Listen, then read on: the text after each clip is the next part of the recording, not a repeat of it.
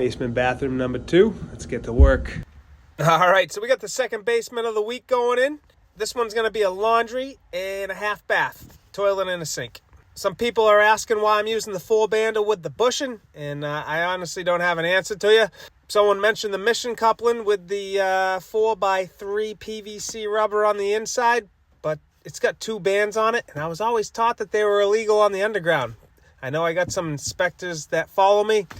I'm sure they'll let me know in the comment section, but I was always under the impression 4 bands only underground.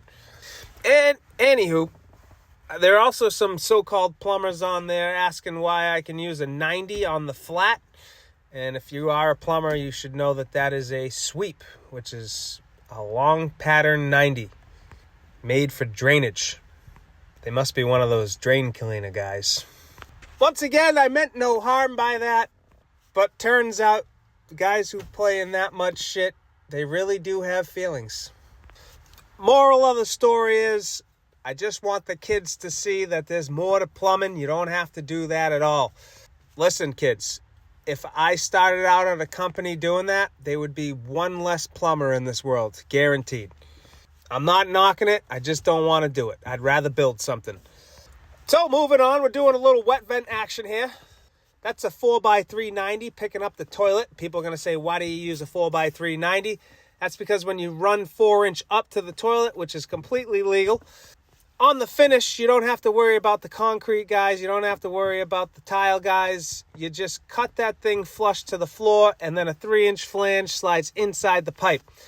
You don't have to worry about sleeving it in the works. On other news, I took the wife for a date night to New York City. I personally never been. The place is a vibe. I'll probably never go to Times Square again. No offense to you guys. It was a little overwhelming for someone who's never been there before. There was drain cleaners all over the corners. It wasn't raining out, but some of the sidewalks had some wetness starting at a building and working its way down to the curb in multiple areas. I feel like if you go to Times Square, you probably should be quarantined for like 7 days before you go and see the public again. But then the next day we went down to Bleecker Street over there, and that area I can actually do. It seems like it's kind of my vibe. Not a lot of people, and that's perfect for my life. Not a lot of people. But if you've never been, I recommend you go at least once and watch out for the Batman in the middle of Times Square. He's going to try to take $20 from you to take a picture with your phone of you in the area. So stay away from Batman. He's dangerous. We're on day 2. I started the other day too late. So now we're working the pump back to the 3-inch line, and we're going to run a new vent because it's 1.5 inch future vent on that one. We're going to run 2-inch over to the new bathroom area.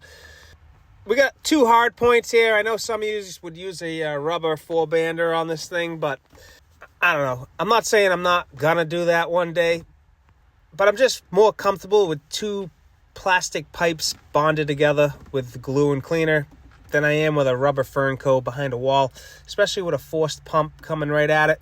Some of you are going to say that it's not buried all the way in both sockets, but if you cut the pipe a little bigger than the opening, it gets about halfway in the socket and about halfway in the coupling, which is about a 1-inch insertion depth. And you can ask your wife all about that because she knows more than I do.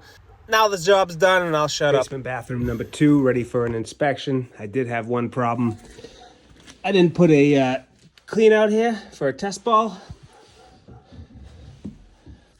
Then I was thinking too much about other things other than plumbing, and I thought I had to take the tank cover off to get in there. And there's a little porthole, but I already cut the PVC prior, so I also tried to test it without.